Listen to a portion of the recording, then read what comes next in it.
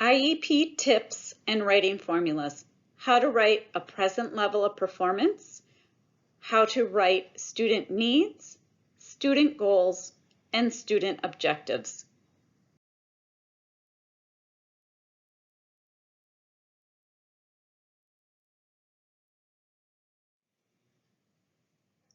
The first part of a present level is the student's background information. Let me give you an example and follow along on your screen with the formula that I've given you that I'd like you to use. For example, we could say Jake is a 5th grade student attending Bethel Elementary School in Shoreview, Minnesota. Jake currently lives with his dad, stepmom, and 2 younger brothers. Jake first qualified for special education services in April of 2017, near the end of his 3rd grade year. Jake qualifies for special education in the disability category of SLD, specifically in the area of reading fluency. Jake's reported ethnicity is Caucasian. Jake's dad reports that English is the primary language spoken at home. When you are writing the background information for a student, it's important for you to mention the school the student is attending, the grade that they are in, how and when they first qualified for special education, and in what disability category. It's also imperative that you report the student's ethnicity as well as the primary language spoken at home.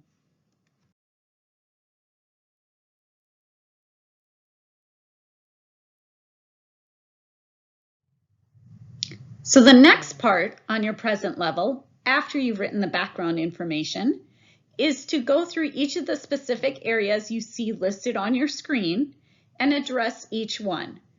Now, the school district you're in may not require you to list each of these areas, but I think it really is best practice because as your student may move to another school or have a new teacher or a new case manager, or for whatever reason someone needs to look at this IEP, I think it's really great that they know that even if there's not an area of a concern in a specific area, that they know that you've thought about it, you've talked about it, and you've determined as a team there's not a specific need in that area.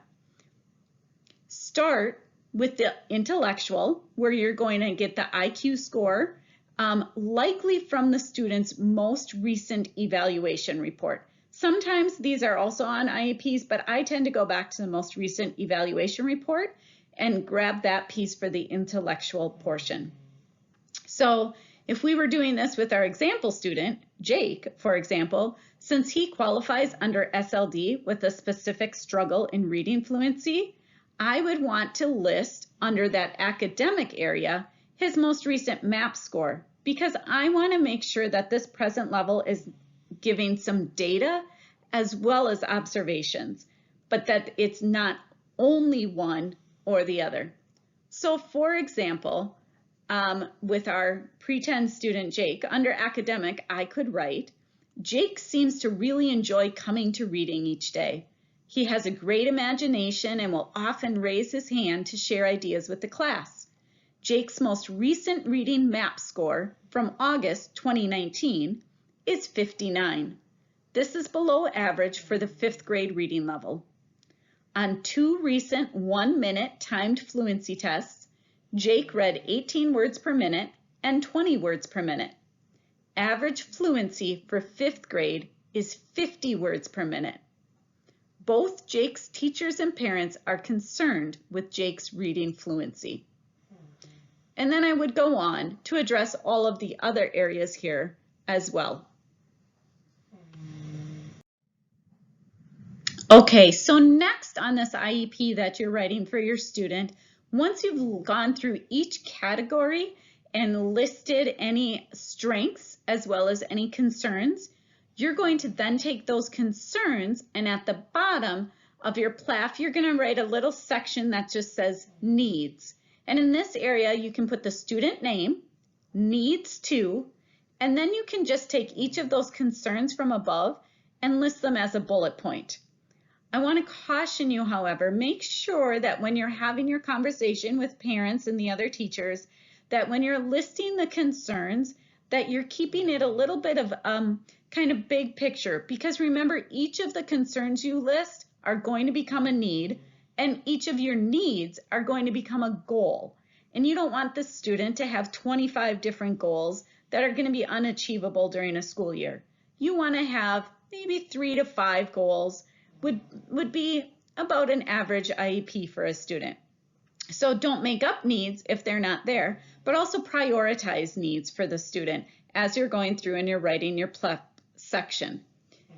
When you get to your needs, so for example, with our student Jake, we would say Jake needs to, and then I'd add a bullet point that says increase his reading fluency.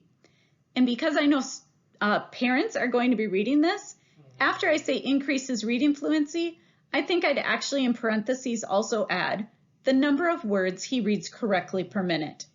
That's just kind of nice, less teacher-ease talk and parent talk.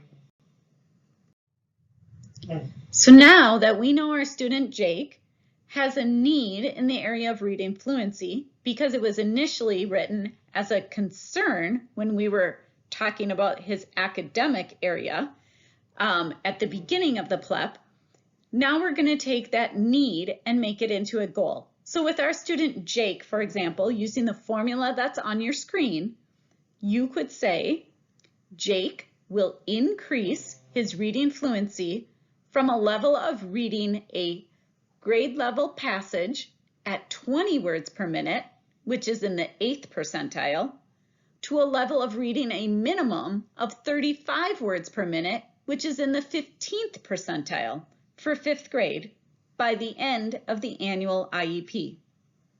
By the way, I'm making up these percentiles. Don't go look and come back to me and say, actually, it's a different number. I'm making those up as we go along, but I think you get the idea.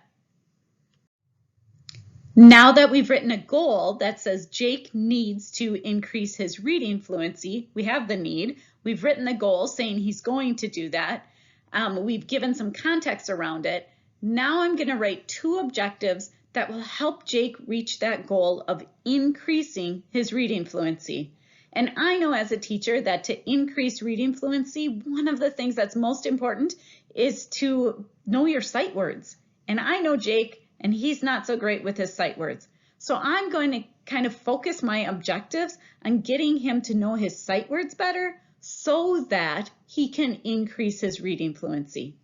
So the first objective I might write for Jake, looking at your formula that's on your screen, would be to say, given a 2nd grade Dolch sight word list, Jake will correctly read aloud 18 of 20 words on 4 out of 5 occasions as measured by weekly data collection. And you might be pausing right here and say, wait, he's in 5th grade. You just said a 2nd grade Dolch sight word list. And that's true, I did, because we know he's below grade level. We want to get him up to 5th grade level with his reading passages, but we have to make sure he's got that 2nd and 3rd grade down first. So my next objective, speaking of 3rd grade, is that we can follow the exact same pattern as we did for the first objective, but instead of using a 2nd grade Dolch sight word list, because he's going to get better and better at that, we're going to say his 2nd objective is given a 3rd grade Dolch sight word list, and the rest of the objective can stay the same. So the 2nd objective can say, given a 3rd grade Dolch sight word list, Jake will correctly read aloud 18 of 20 words on 4 out of 5 occasions as measured by weekly data collection.